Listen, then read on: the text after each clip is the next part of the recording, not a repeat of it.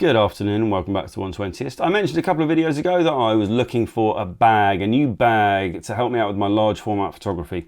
I currently don't have a bag that's kind of conveniently sized. I've got all sorts of different options, but what I really need is a bag that is big enough to take the Stenopeka 4x5 when it's folded up, to also maybe hook a tripod onto, basically to carry all my stuff and a little bit more, all the stuff that I need if I'm going hiking or if I'm going on, going shooting some street or whatever it is. Conveniently, just as my search was reaching a peak, VSGO, Chinese company who make photographic equipment and photographic accessories, got in touch and said, would I test one of their bags? And I said, yes, I would.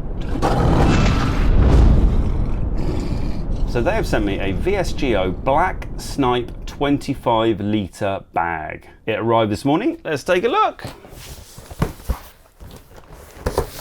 VSGO Black Snipe. It's a big box. Right, let's move this off. This fancy box actually. Check this out. It says VSGO on it.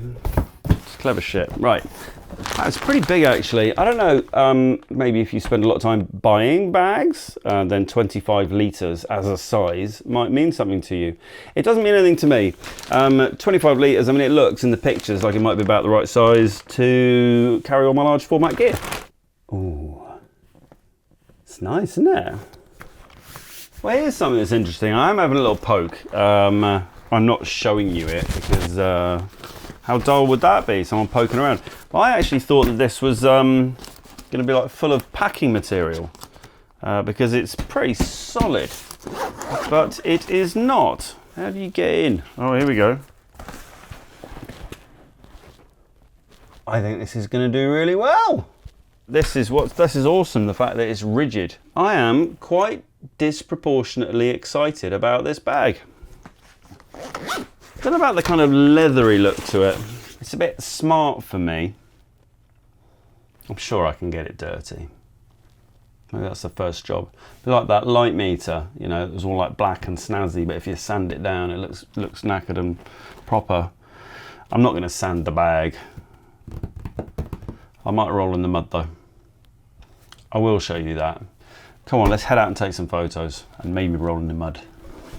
So the Black Snipe has a fully customizable interior. It comes set up in one configuration and with a handful more dividers to give you lots of possible setups. Now I'm going to be heading out with the Pentagon 6, and if you watched that video you'll remember that massive 400mm lens which turned out to be total crap, but I didn't know that yet. First job is to remove everything and start from scratch. I decided to set the bag up around that huge lens. I started off with it in the middle, but then I figured out that if I did that, with the remaining available space, I was going to have to keep removing the lens from the P6 to get it in. So I moved the big lens to one side and then everything fitted in nicely.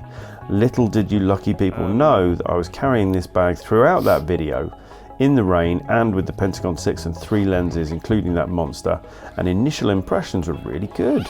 Tell you what, I am impressed with how comfortable this backpack is. It's crazy. I mean, you saw what I put in there. There's a fair amount of weight, and it's like I'm carrying nothing at all. It's simple enough to kind of open and close. There is, of course, that kind of quick access bit on the top, which I'm not really using at the minute, but so far so good. Next video that's already been posted and featured the Black Snipe was the photography show. I had it on my back all day up in Birmingham.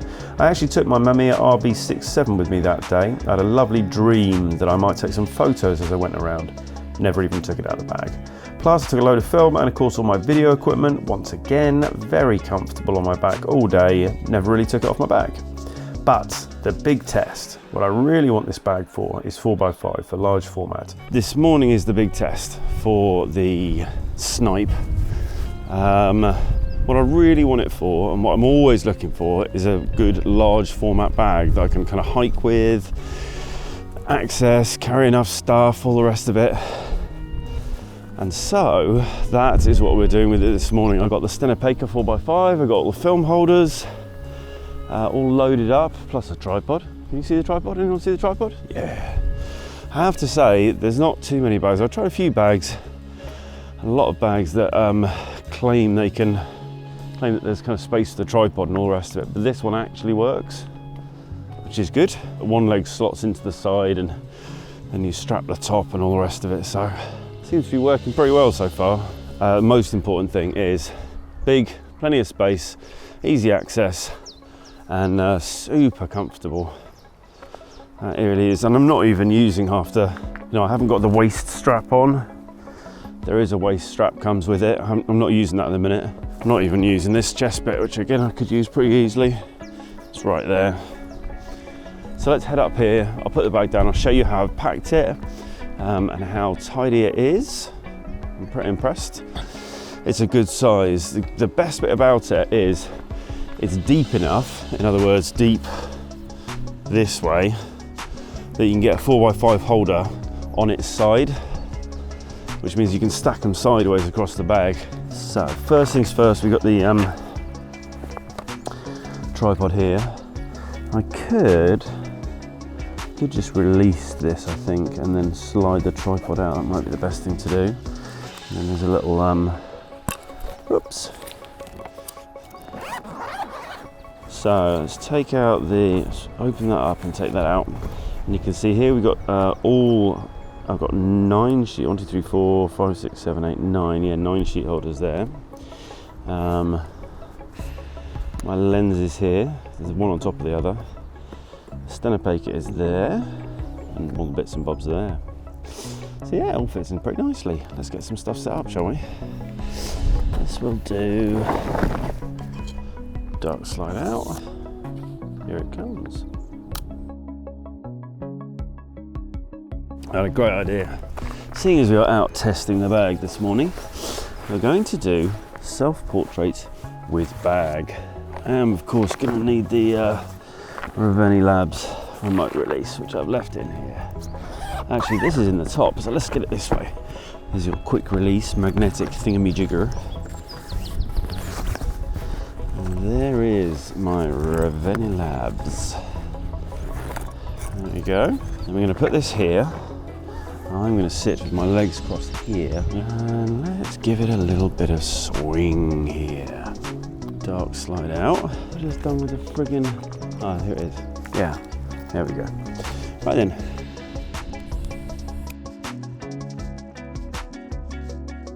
Let's switch it up a little bit. Let's put that there for a minute.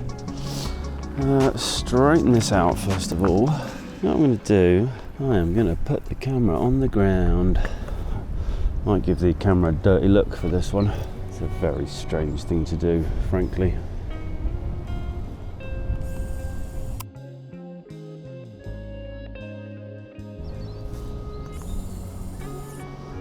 I think I'm going to go home. I'm out testing a bag. That's the important thing. Very impressed with the bag though. The bag is good. So good that I want to have my photograph taken with it. I need to stop. I'm going home. Well, there we go, we're back. Sorry about the shit photos out there, but I was feeling less than enthusiastic about photographing that day, which is kind of why having a decent bag is important. I actually do want to be able to go out, potentially not take the camera out of the bag, and just walk about. And if I'm not feeling enthusiastic about anything, I'm not feeling inspired, be able to just say, well, that's fine, I've been for a nice hike. One thing that this bag is fantastic for, as I mentioned while I was out, is really comfortable. So comfortable to carry around. You can't feel any lumps and bumps. That's the worst thing, is when I've packed unevenly and I've got something digging into my back, or you're really conscious of where like the camera is or the film holders are or whatever. So none of that. It's really well proportioned for 4x5. As you saw, I managed to get the Stenopacre in folded, plus a load of sheet holders, plus bits and bobs, and I still had that space in the top section, the easy access section, into which I put a load of filters and the Reveni Labs remote release. You could put anything in there, whatever you might be doing that day, anything kind of specific to the shoot that you're on. So for 4x5, really, really good. As I've mentioned a couple of times now, I'm not a massive fan of the styling.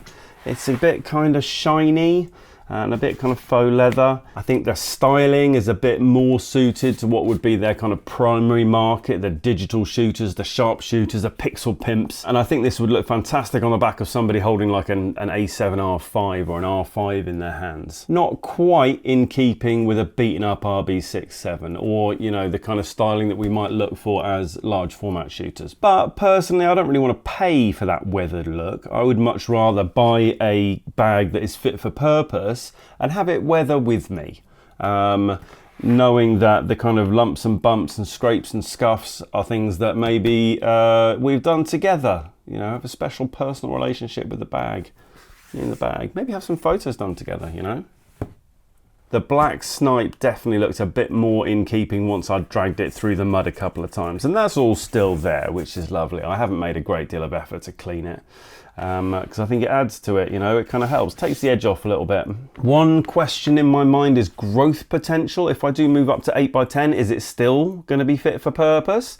Samuele from Stenopeka, I asked him to send through the dimensions of a folded up Air Force 8x10 camera so that I could then do some measurements and see if it will fit. So the Stenopeka Air Force 8x10 when folded is 35 by 34.5 by 12.5 centimeters, 13.75 by 13.5 by 5 inches. So let's do some very quick measurements. An 8x10 is not going to fit in here.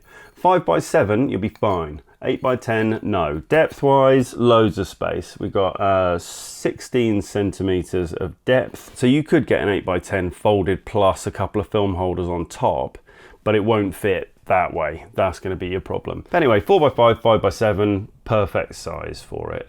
So to summarize, I will be keeping this camera. It's going to stay with me. It's going to be my 4x5 large format camera bag that I will take out whenever I'm shooting. Price we should talk about. It does cost $250/pounds, which is a lot of money for a bag, but it's not a huge amount of money for a camera bag, and even though, you know, styling perhaps isn't my thing, to give you some context, the equivalent for, let's say, a suitably styled bag, and for that I'm going to use the example of a Billingham.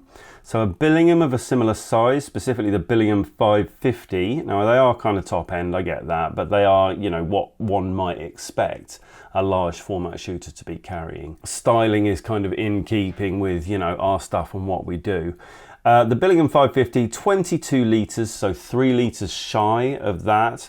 However, fully customizable interior, and the price of a Billingham 550 is $750. So all of a sudden your 250 doesn't sound too bad, does it? All right, that's it for the day. Link below to buy your t-shirts to help out the channel a little bit, try and keep me ticking over. If you're not subscribed, please do subscribe. Loads of really exciting stuff coming up. Next up on the channel should be the RB67. Then we've got Flash with Film, Wildlife on Film, One Lens Wednesdays. Oh, and I have the design is complete for the portrait box. So if you want to see that one, that's not far away now. All right, thanks a lot, bye.